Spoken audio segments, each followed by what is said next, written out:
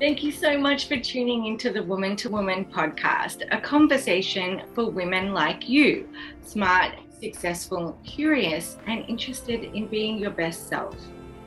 Join both Sarah and I as we discuss topics that women our age are actually interested in, with both of us being candid and often having differing views.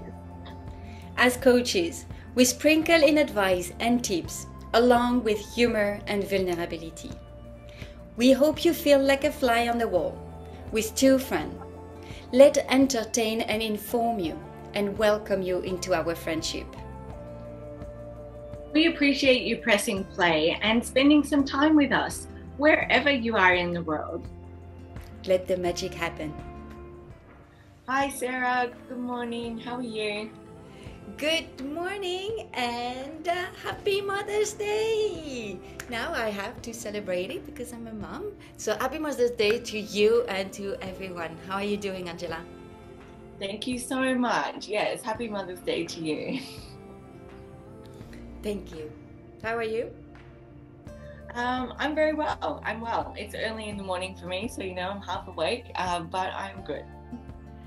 Great. Okay, so since it's Mother's Day, I know that this is one of the topics that you like talking about. So why don't we discuss about what does that mean to you to be a mother? Okay.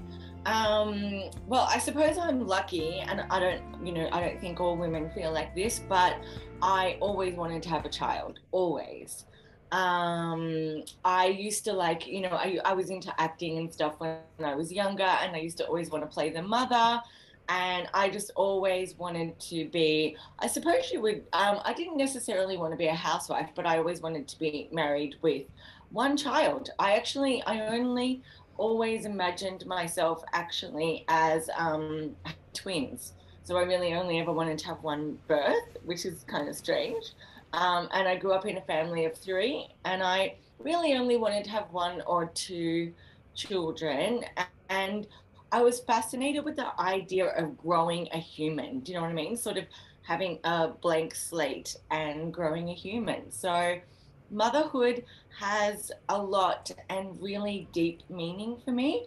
And I would say that it is probably my purpose in life. It's not my only purpose, and I'm not a super traditional mum as well. I'm very, very, very much about, cultivating my own life, my own relationship.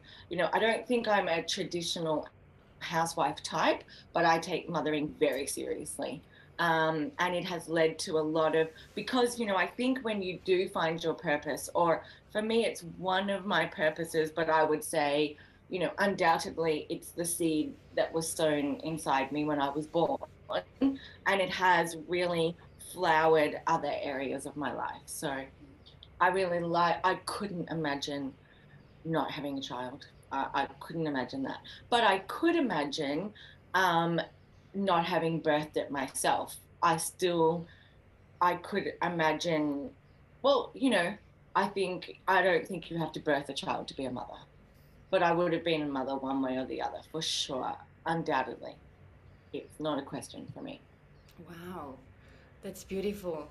For me, it's slightly different, like usual. um, I grew up with a very nurturing mom. She was very nurturing and not she's not possessive. She's not like into me and giving me everything that I wanted. But I really feel that she gave me, and she still give me a lots of love. But somehow, around my 20s, I really wanted to be different. I really wanted not to fit into the codes of being a woman, and I rejected the idea of desiring a kid. But I would still have in my mind the idea that I grew up, and it's like I have been educated to be a mom. All the women Mm-hmm. in the lineage of my mother, lots of women, and they all have been a mother, right? So I knew that it was coming from me, and that's probably because I knew it was coming that I was rejecting a little bit the idea, like I don't want to be the same. I want to be different. So I was just trying to rebel about that, and also because things happened in my teenagehood that it was not really um, great, but that's another story. Anyway, so but the thing is that when I've met my husband, we were starting to build up our life. No, we did not start with kids at all, that's for sure. And we really enjoyed our life. And somehow I was all about adopting. Not birthing is, was also something that I think in a motherhood, I think that was the most scary moment that I didn't want. You know, the transformation of the body when you get pregnant, and then because your body really seriously transform in all sense, by the way, good and not so good. So anyway, I think this was against what I was against about the idea, because adopting is definitely not was definitely in my mind. But somehow my husband told me, well, that would be cool just to have. It was okay to adopt, right? But he said it would be good to go and get one, just from the same blood. And somehow I know people, you know, think that way. Like if it's your own blood, it's different. And I was not fully agree, and I still don't agree with that. I don't agree Um, with that either. but ended up being having three kids because I am a type, a very very lucky one, where I don't struggle at all to be pregnant. It's just coming from, I just need to select a date and stop any contraceptions, and boom, I'm pregnant. I'm extremely over fertile, and so it's very easy for me, and I'm blessed with that because I have three amazing kids. So mother to me really means, um, to be honest, for me motherhood really changed something, is that I understood what was unconditional love. They taught me what is unconditional love from another person to me. So they gave me unconditional love. And this is where I've learned the concept. I embody the concept about unconditional love, and I'm experiencing every day, seriously. So this is what motherhood is for me. That's beautiful. But I have a question. Mm-hmm. Um, you didn't really explain how you changed from not wanting kids and wanting to adopt to ending up with three of your own children. Okay, so So this that's is. really different. Mhm. So, um, I was into contraception for a long, long time. So the first one did not happen that quickly. It took us a year to happen, and so I got pregnant, and actually the pregnancy changed something in me. You know, you know, this feeling of growing a little human in your body. You know, you really understand the power of being a woman. You really Yeah. understand that power that all of this is creating unconsciously. You have to order, you don't have to do anything, it's done by itself from the body.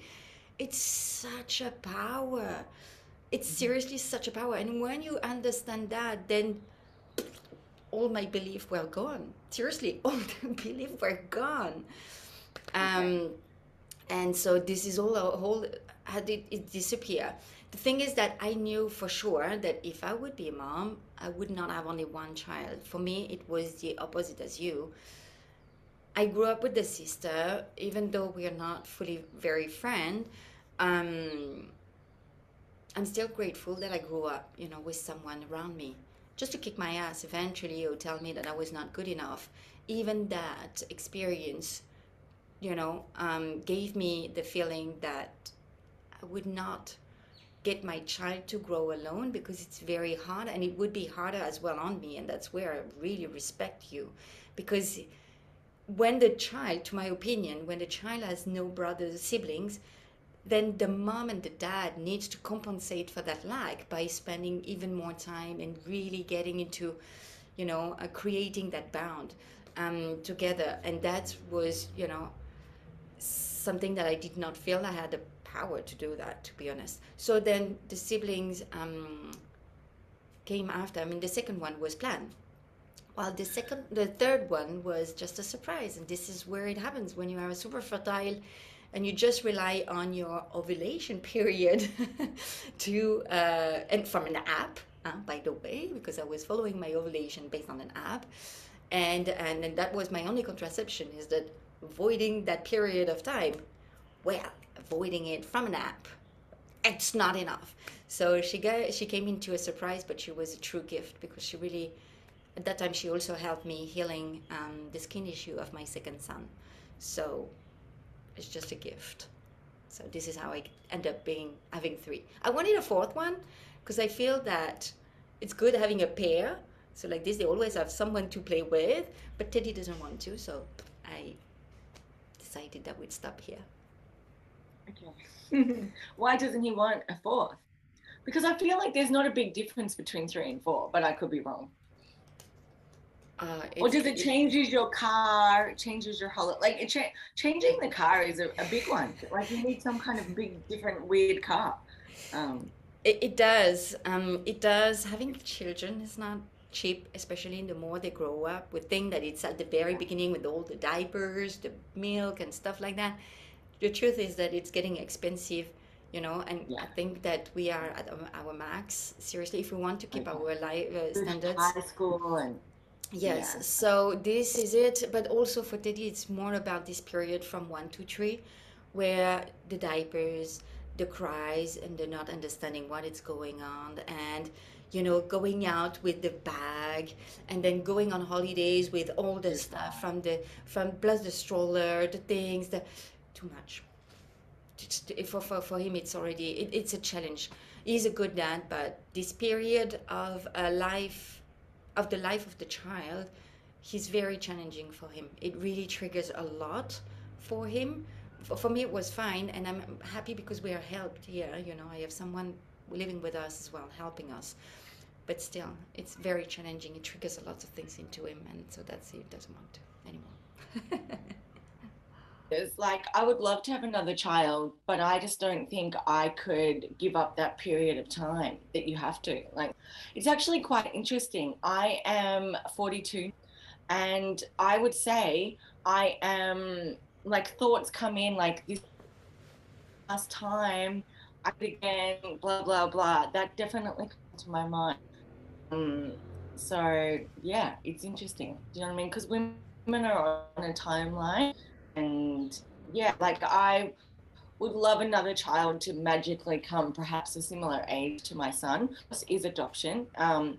And but yeah, it's interesting. Like you'll probably go through it. It's really for me, as a woman, I felt the hormonal shift. How are you going to celebrate Mother's Day?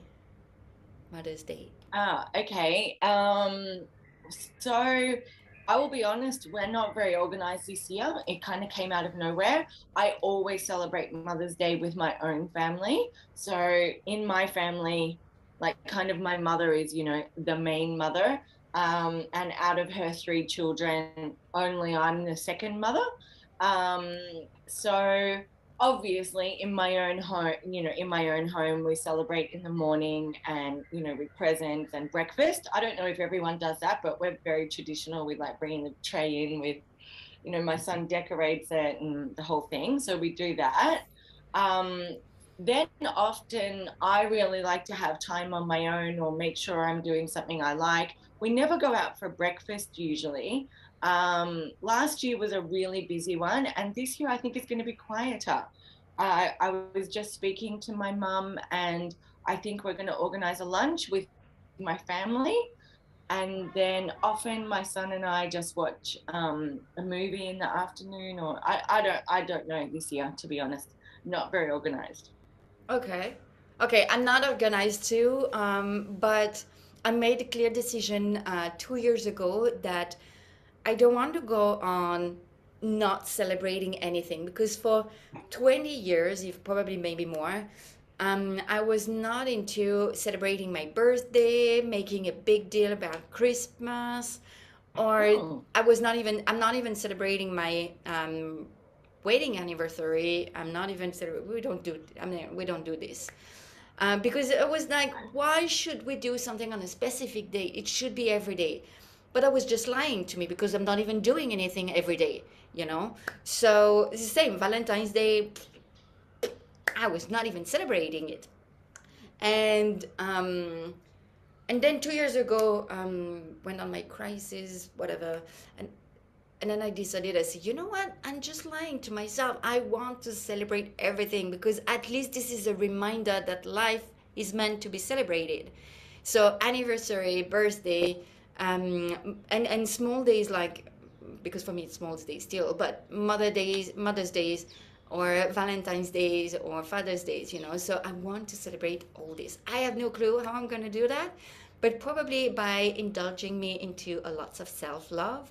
So going into the spa or trying a new massage center or something. I think it's gonna be, this is, yeah, it's all about self-love when I take those days and celebrating them. Yeah, I'm the same. So I'm the opposite of you. I like, because I've got my family here as well, and I'm a big celebrator. It is almost, there's something to celebrate like every single week. It's actually getting too much. Like even the last couple of weeks, we had my sister's birthday, we had Easter. It just every week is something. So to a degree, it's almost too much. And I celebrated Easter with most of my family, and my brother wasn't there. And then last weekend, he had an Easter thing, you know, for what he missed. And we are just out celebrating all the time. Um, Sometimes I even like my son went on school camp for a week, and we like went out to dinner as a family to celebrate his last day before camp. Like, you know, we're I insanely love it. celebrating. So it, to a degree, it gets a bit much actually, particularly, yeah. But it also, you know, signposts the year, and I think, you know, every day is a celebration for me. But it can get exhausting. So then it's fun to have a day of nothing. I agree, but I still like the idea that you're celebrating everything. That's really, really Mm-hmm. good, and it really uplifts the mood. Since I'm Yeah. practicing that, we can see definitely a difference between what I was not celebrating before and now. It really helps being a little bit more, not even a little bit more, it helps being more grateful. And Mm-hmm. we Yeah. talked about gratefulness, gratitude, right? So it's good. Mm-hmm. I agree. And I feel like celebrating things also helps you to live in the moment.